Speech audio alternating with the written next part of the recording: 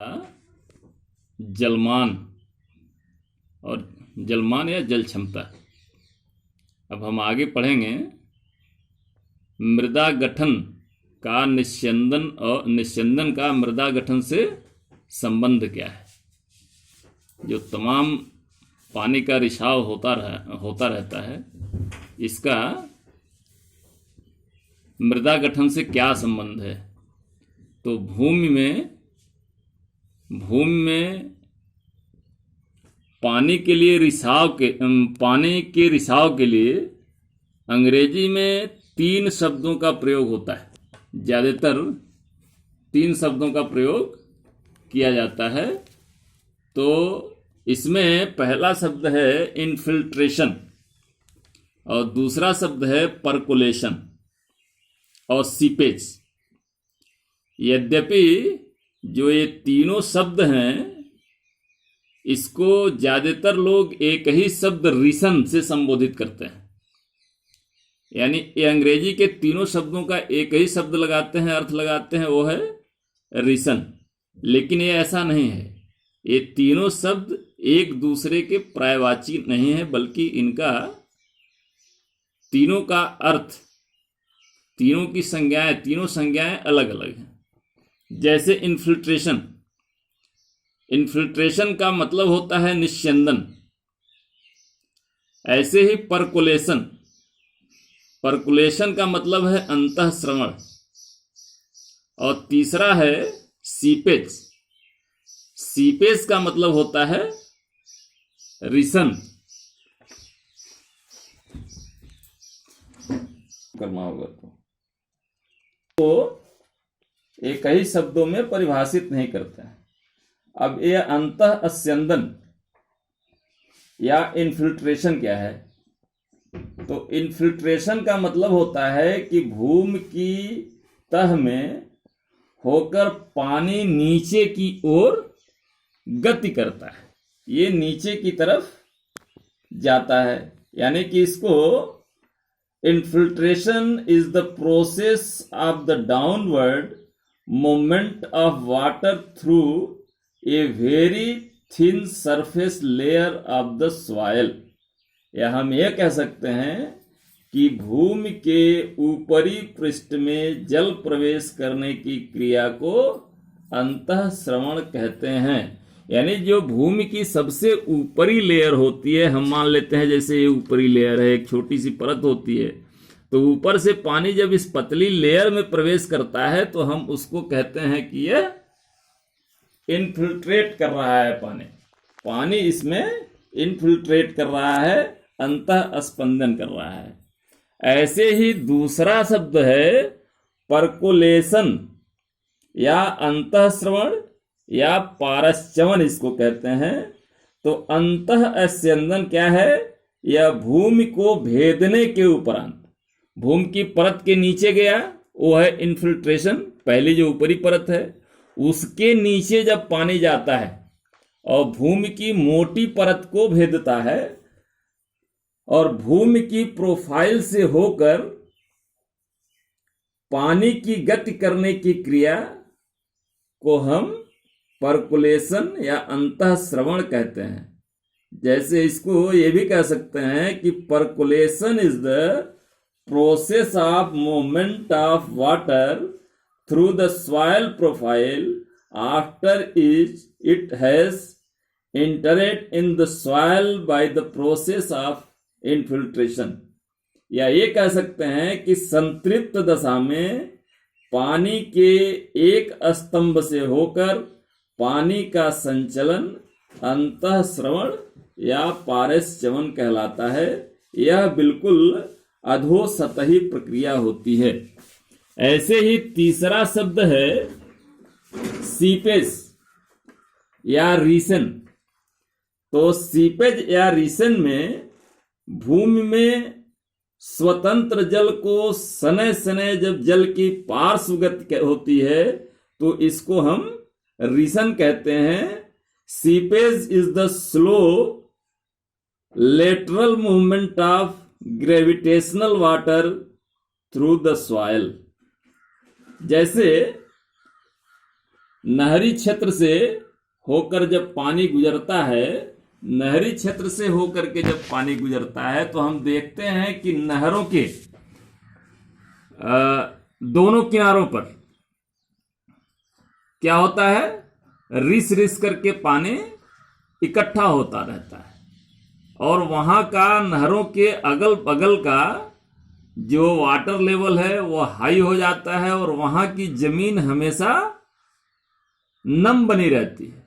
ऐसा ही गूलों और नालियों के साथ भी होता है, उसमें भी रिसन के कारण नालियों के अगल बगल की जो भूमि होती है वो काफी नम बनी रहती है। यानी इससे सिद्ध होता है कि रिसन के द्वारा जल का बहाव मेढ़ों के दोनों तरफ होता है। इसको इस तरह से समझ सकते हैं। ऐसे ही रिसाव या निस्यंदन की गति का मृदा गठन से बहुत ही महत्वपूर्ण संबंध है। मृदा गठन अगर स्थूल होता है तो रिसन की गति अपेक्षाकृत तेज होती है और अगर महीन होता है, फाइन होता है, तो उसमें मृदा की गति रिसन की गति जो होती है वो धीमी होती है। स्थूल का मतलब ये हुआ कि मृदा कण जब मोटे होते हैं तो ऐसी अवस्था में रिसन जो है वो तीव्र गति से होता है। अगर मृदा गठन महीन है तो उसमें जो रिसन होता है वह धीमी गति से होता है। इस संबंध में WL पावर्स एक सॉइल साइंटिस्ट हुए, इन्होंने रिसन की गति पर कणों के आकार का प्रभाव दिखलाने के लिए कुछ आंकड़े प्रस्तुत किए हैं। ये आंकड़े आपके समक्ष हैं, आप इसको देख सकते हैं। रिसन या निस्यंदन की गति पर मृदा गठन का क्या प्रभाव पड़ता है। जैसे आप ये देखें, क्रमांक 1 मृदा गठन और रिसन की गति प्रति घंटा सेंटीमीटर में, तो हम देख सकते हैं कि सिल्ट क्या है, इसके कणों का आकार महीन होता है। तो सिल्ट में जो रिसन की गति होती है वो कितनी होती है, 0.048 सेंटीमीटर प्रति घंटा। यानी कि इसकी गति कम होती है। सिल्ट से मोटा होता है महीन बालू। महीन बालू में जो पानी के रिसन की गति होती है वो 0.4686 सेंटीमीटर प्रति घंटा होती है। यानी जैसे जैसे मृदा कणों का आकार बढ़ता जाता है वैसे वैसे रिसन की गति प्रति घंटे भी बढ़ती जाती है। जैसे मोटा बालू में जो रिसन की गति होती है वो 11.7145 सेंटीमीटर प्रति घंटे होती है। ऐसे ही जो बजरी मोटा बालू से और मोटा होता है, इसके कण और बड़े होते हैं। इसमें जो रिसन की गति होती है पानी के वो 46.8630 सेंटीमीटर प्रति घंटे की गति होती है। इस प्रकार से हम देख सकते हैं कि जैसे जैसे मृदा कणों का आकार बढ़ता चला जाता है वैसे वैसे रिसन की जो गति है प्रति घंटा वो बढ़ती चली जाती है। अर्थात मृतिका तथा मृतिका दोमट मिट्टी में पानी का रिसन प्रायः नहीं के बराबर होता है। तो अगर गुलों का निर्माण या नहरों का निर्माण या जो भी नालियां होती है उनका निर्माण हम चिकनी मिट्टी यानी मृतिका या मृतिका दोमट से करें तो उसमें रिसाव नहीं के बराबर होगा या कम से कम होगा। ये हमारा रिसन निस्यंदन और मृदा गठन से, निस्यंदन का मृदा गठन से संबंध था। अब हम देखेंगे कि सिंचाई जल का नष्ट होने से कैसे बचाव किया जाए। तो सिंचाई जल के नष्ट होने से बचाव करने के लिए हमको पहले यह जानना पड़ेगा कि सिंचाई जल नष्ट कैसे होता है। तो सिंचाई जल नष्ट होने के 3 प्रमुख कारण हैं। तो पहला आप देख सकते हैं, जल का अपवाह, अंतःस्रवण अथवा रिसन द्वारा पानी नष्ट होता है। दूसरा है जलतल से पानी का वाष्पीकरण, यानी जल के ऊपरी सतह से पानी का वाष्पीकृत होना। और तीसरा है खरपतवारों द्वारा वाष्पोत्सर्जन की क्रिया, यानी यह 3 क्रियाओं द्वारा सिंचाई का जल नष्ट होता है। उपरोक्त प्रकारों से जल की हानि, यानी यह जो 3 प्रकार हैं, यानी जल का अपवाह, अंतःस्रवण या रिसन द्वारा, जलतल से पानी का वाष्पीकरण या खरपतवारों द्वारा वाष्पोत्सर्जन की क्रिया द्वारा जो जल सिंचाई का जल नष्ट होता है, उन सब से बचाव के लिए, हानि को रोकने के लिए हम कुछ उपाय कर सकते हैं। जैसे हम क्या करते हैं, मेढ़ों को मजबूत बनाना। क्या करना चाहिए? मेढ़ों को मजबूत बनाना चाहिए। इसके लिए सिंचाई के जल को अंतःस्रवण और रिसन प्रक्रम द्वारा नष्ट होने से रोकने के लिए नहरों, गूलों या नालियों के पुस्ते या मेढ़ें मजबूत और चिकनी मिट्टी के द्वारा बनाई जाती है। ऐसे ही नालियों को यथासंभव पक्का बनाने का प्रयास करते हैं। अगर पक्का बनाएंगे तो इससे रिसन बिल्कुल नहीं होगी। भाखड़ा नांगल योजना में जो बांध बना, उसमें मुख्य नहर की पूरी लंबाई जो है वो सीमेंट और कंक्रीट द्वारा पक्की कर दी गई है, जिससे कि अंतःस्रवण और रिसन प्रक्रम द्वारा पानी वहां नष्ट नहीं हो पाता है। इस प्रकार से नालियों को पक्का बनाकर अथवा चिकनी मिट्टी के द्वारा बनाकर या पकी हुई टाइलों का प्रयोग करके या नालियों को बेंटोनाइट या बिटुमिनस पदार्थ से लाइनिंग करके अंतःस्रवण और निस्यंदन द्वारा जल की हानि को रोका जा सकता है। दूसरा है वाष्पीकरण रोकने के लिए। तो वाष्पीकरण रोकने के लिए क्या करेंगे? तो पहला, पर्याप्त ढाल देते हैं। नहरों इत्यादि में, नहरों में, गूलों में ढाल देने से पानी धीमी गति से न बह करके तीव्र गति से बहता है, और तीव्र गति से बहने के कारण वाष्पीकरण का समय नहीं मिल पाता, क्योंकि पानी की सतह गर्म नहीं हो पाती है। दूसरा, नहरों के किनारे बड़े बड़े पेड़ लगाना चाहिए। तो नहरों के किनारे बड़े बड़े पेड़ लगाने से उनकी छाया पानी पर पड़ती है, और पानी पर छाया पड़ने के कारण जो धूप है वह सीधे पानी की सतह पर नहीं पड़ती, और इसके कारण वाष्पीकरण से बचा जा सकता है। ई है अधिक गहराई, यानी नहरों, नालियों और गूलों की गहराई अधिक रखनी चाहिए और चौड़ाई को घटा देना चाहिए।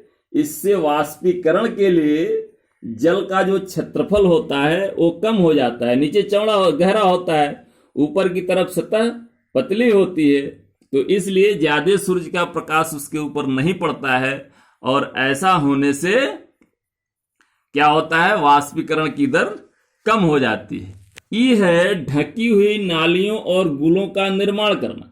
जैसे अगर नालियों को हम ढक दें, गूलों को ढक दें, तो इससे क्या होगा, उसके ऊपर सीधा सूर्य का प्रकाश नहीं पड़ेगा, और प्रकाश नहीं पड़ने के कारण ये वाष्पीकरण की जो क्रिया है वो नहीं होती है।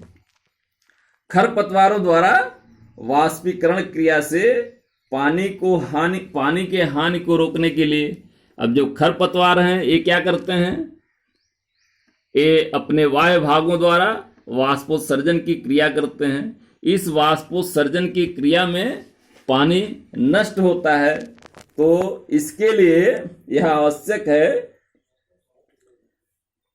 यह आवश्यक है कि नहरों, गूलों और नालियों को साफ रखा जाए और उनके किनारे उगने वाले पेड़ों को उखाड़ दिया जाए। पेड़ मतलब छोटे पौधे। नालियों इत्यादि में उगने वाले ये घास पात वाष्पोत्सर्जन की क्रिया द्वारा पानी का ह्रास नहीं कर पाते हैं। इसके साथ ये पानी का ह्रास भी करते हैं और क्या करते हैं, पानी के बहाव को भी रोकते हैं। तो खरपतवारों को जब हम उखाड़ देते हैं, नष्ट कर देते हैं, तो पहला काम तो ये होता है कि वाष्पोत्सर्जन की क्रिया उनके द्वारा जो हो रही है वो नहीं हो पाती है। और दूसरा यह होता है कि पानी के बहाव में जो रुकावट डालते हैं वह रुकावट कम हो जाती है। और तीसरा है, चौथा, नहरों की, नालियों की देखभाल। हम देखते हैं कि अक्सर नहरों की नालियां, नहरें हैं, नालियां हैं, गुल हैं, ये ज़्यादातर टूट फूट जाते हैं। तो नहरों और नालियों और बरहों को से पानी को बहकर नष्ट हो जाने से बचाने के लिए नहरों के पुस्तों, गूलों तथा नालियों की देखभाल ठीक प्रकार से करनी चाहिए और आवश्यकता अनुसार प्रत्येक वर्ष उसकी मरम्मत करते रहना चाहिए। जिन स्थानों की मिट्टी दोमट या मृतिका होती है, जिन स्थानों की मिट्टी दोमट या मृतिका होती है, वहां पे दोमट या मृतिका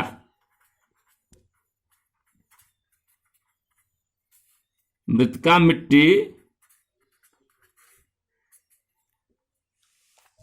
या जहां इसकी मिट्टी होती है वहां मजबूत मेढ़े बनती हैं और वहां रिसन की क्रिया नहीं हो पाती है।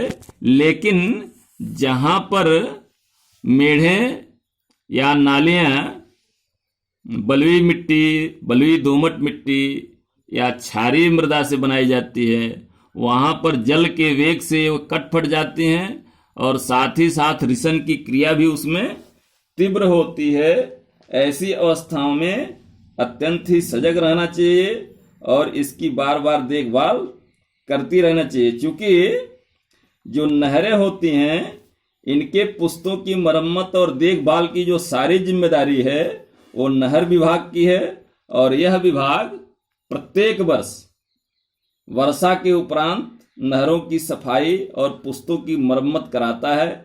अतः कृषकों को इस संबंध में बहुत चिंतित रहने की आवश्यकता नहीं रहती है। लेकिन जो गुल और बरहे होते हैं उनकी सफाई और मरम्मत, इसकी सारी जिम्मेदारी कृषकों की होती है, जिनको इन गुलों तथा बरहों से काम लेना होता है। अतः कृषक जन को इस संबंध में बड़ी सावधानी बरतनी चाहिए और गुलों की सफाई और मरम्मत समय से करते रहना चाहिए। अब तो जो ग्राम पंचायतें हैं वो भी इस काम को सुविधापूर्वक कर रहे हैं। प्रायः चूहे, विभिन्न प्रकार के जो जानवर होते हैं जैसे चूहा है, बिलाव है, ये गूलों और नहरों में क्या करते हैं, चूहे और बिलाव उसमें बिल बना देते। चूहे और बिलाव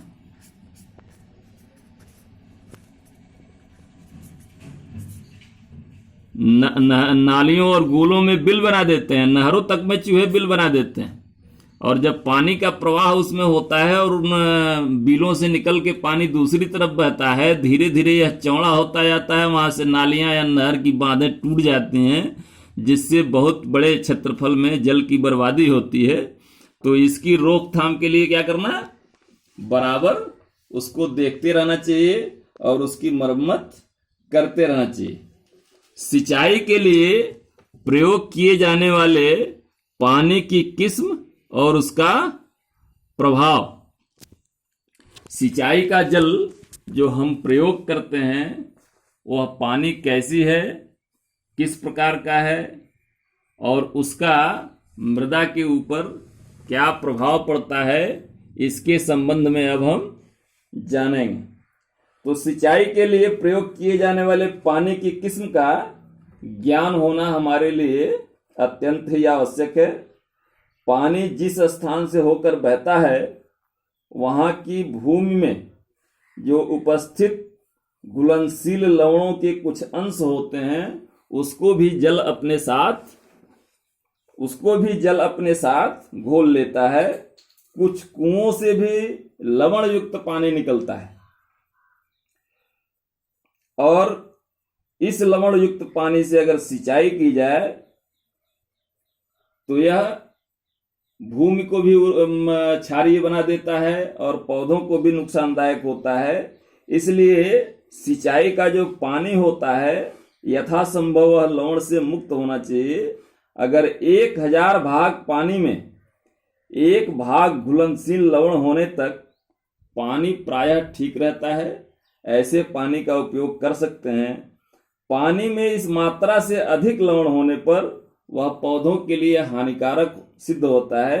यानी 1000 भाग पानी में अगर 1 भाग पानी लवण है, 1 भाग लवण है, तब तो हम उसका प्रयोग कर सकते हैं। लेकिन अगर 1000 भाग पानी में, जैसे 1000 लीटर पानी है, अगर उसमें 1 किलोग्राम लवण है तो उसका या उससे कम है तो इसका प्रयोग तो कर सकते हैं। लेकिन लवण की मात्रा जैसे ही इससे अधिक होती है उसका प्रयोग करने से बचना चाहिए, क्योंकि यह लवण युक्त पानी पौधों के लिए हानिकारक सिद्ध होता है। जो अधिक लवण घुले हुए पानी से सिंचाई करने पर फसलों को हानि पहुंचती है, साथ ही साथ भूमि भी खराब हो सकती है, जिससे उस पानी का सिंचाई के लिए प्रयोग नहीं करना चाहिए। इसलिए इस संबंध में हमेशा ही सावधान रहना चाहिए। खारे पानी से सिंचाई करके तंबाकू की जो एक फसल है उसको हम उसमें खारे पानी का प्रयोग कर सकते हैं। सिंचाई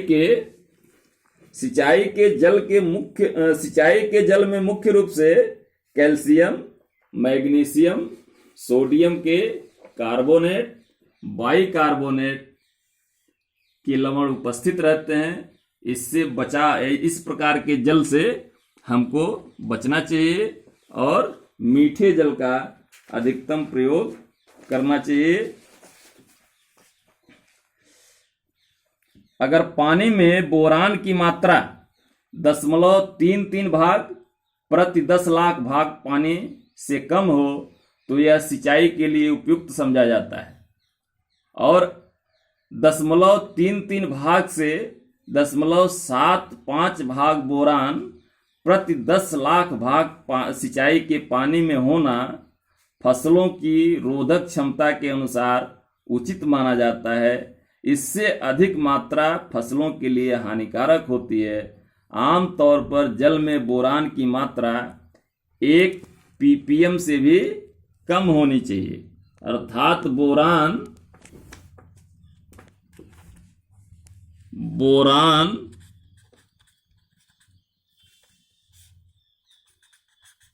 की मात्रा सिंचाई जल में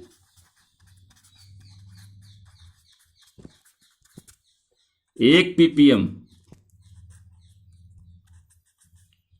से भी कम होनी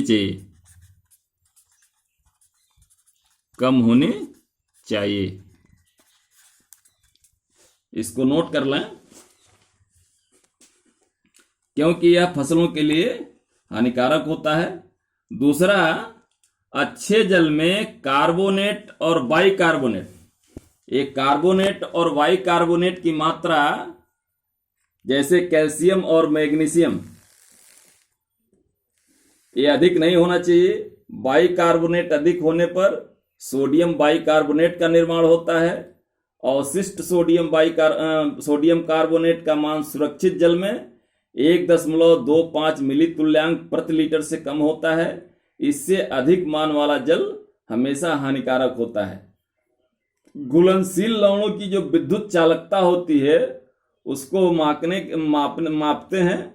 यदि यह चालकता 750 माइक्रोमोज प्रति सेंटीमीटर से कम है तो वह जल काफी अच्छा है। यदि चालकता, घुलनशील लवणों की विद्युत चालकता जल में अगर 750 से 5000 माइक्रोमोज प्रति सेंटीमीटर 25 डिग्री सेंटीग्रेड तापमान पर लवण रोधी फसलों की सहनशीलता के अनुसार उपयुक्त होता है। इससे अधिक होने पर यह सभी फसलों के लिए अनुपयुक्त होता है। यदि जल में सोडियम का अनुपात कैल्शियम और मैग्नीशियम की अपेक्षा अधिक है तो यहाँ क्षार का संकट होता है और 20% से कम सोडियम वाला जल श्रेष्ठ होता है। 20 से 40% सोडियम वाला जल अच्छा माना जाता है। यदि ठीक प्रकार का जल प्रयोग न किया गया तो भूमि क्षारीय या लवणीय हो जाएगी और उसकी भौतिक, रासायनिक और जैविक दशा नष्ट हो जाने से फसल उगाने के लिए वह अनुपयुक्त हो जाएगी। इस प्रकार से हम यह कह सकते हैं कि जो सिंचाई का जल होता है उसको हमेशा मीठे जल का प्रयोग करना चाहिए, क्षारीय और लवणीय जलों से सिंचाई नहीं करना चाहिए। इसके बाद आगे हम सिंचाई की विधियां और प्रणालियां इस संबंध में कल अध्ययन करेंगे।